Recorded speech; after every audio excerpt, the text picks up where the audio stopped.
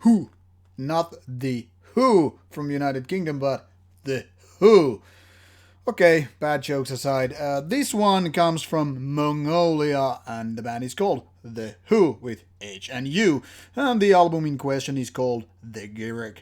I don't know if this actually holds water, but the claims seem to be that the Gereg name means sort of a passport in the times of Genghis Khan, or Genghis Khan, how it pronounced in some parts of the world. Now, what makes this band interesting, it was that this was founded in 2016, and basically nobody in the world knew of these guys, at least in terms of metal, rock, or otherwise, before that. And in 2018, things started to change. That is, this band released a couple of music videos back then, and by the fall of 2019, when this album saw the daylight, it is the debut album, by the way, it seems that those videos have been viewed more than 25 million times, so it seems that this band became kind of a mainstream act in 2 or 3 years, depending how you want to actually count at it.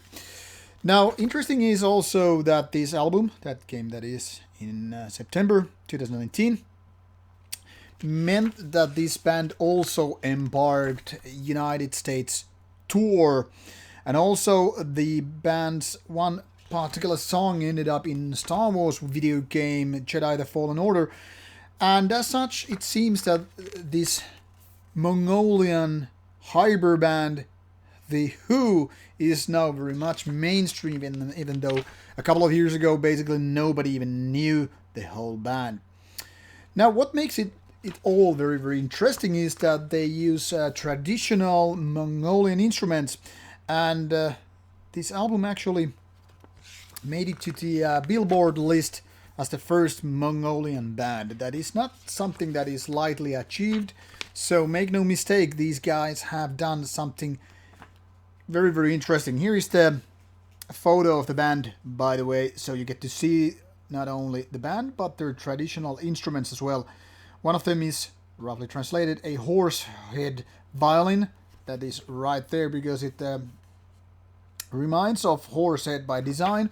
Then they also use other instruments, Mongolian traditional instruments, that is, which are one particular type of flute. They also use the so-called ju or jaw harp, which makes this kind of a song, which you're probably familiar with Western movie music, as well as many pagan metal bands using that instruments. Other than that, they are basically more or less using the kind of patterns that traditional Western rock music uses. So it's a kind of a combination of folk metal music as well as traditional rock and roll instruments. Now, how this all then filters to what we have here as the Gereg is an interesting question, because at first you will find this very unique, exotic, very interesting and kind of a different sounding. They also have this Mongolian throat singing, which is something I cannot even try to do here, but it's kind of a thing. So actually I get my attempt to do it. No, it's not like the technique wise, but you get the idea. It's very, very different from what is considered like traditional singing and all that stuff. Sorry for that. I just had to go a little bit goofy here.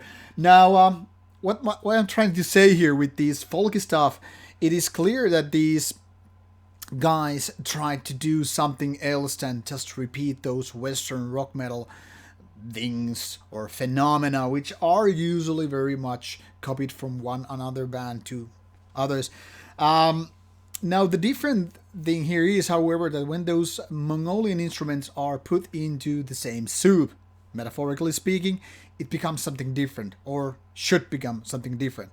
Now, having folk things in your music is not necessarily barring you becoming a mainstream, but it makes it a lot harder. I mean, we all know folk music, folk musicians that have become, mainstream thing, but if we go really deep into kind of the deep rows and queues and masses of traditional folk, it's not exactly the music that appeals to the mainstream audience. So with this album, they basically picked some of those cherries and kind of combined them with the traditional rock songwriting. And as such, this is kind of a compromise of all those ideas.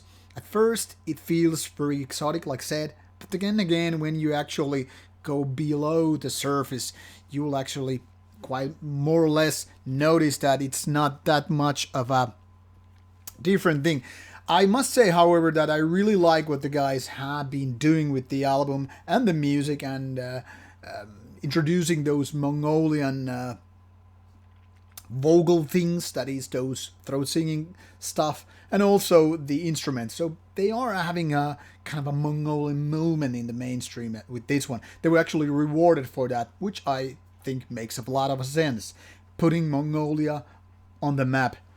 But this is not so much wonderful and groundbreaking album as it could have been, because, like, after all, when you go below the surface, you quickly notice that there's nothing new to the songwriting as such. Using different instruments is one thing, but becoming kind of a revolutionary with it, now it's totally different breed. However, I think you should give this one a try. It's an interesting combination of folk music and rock, not so much metal in fact.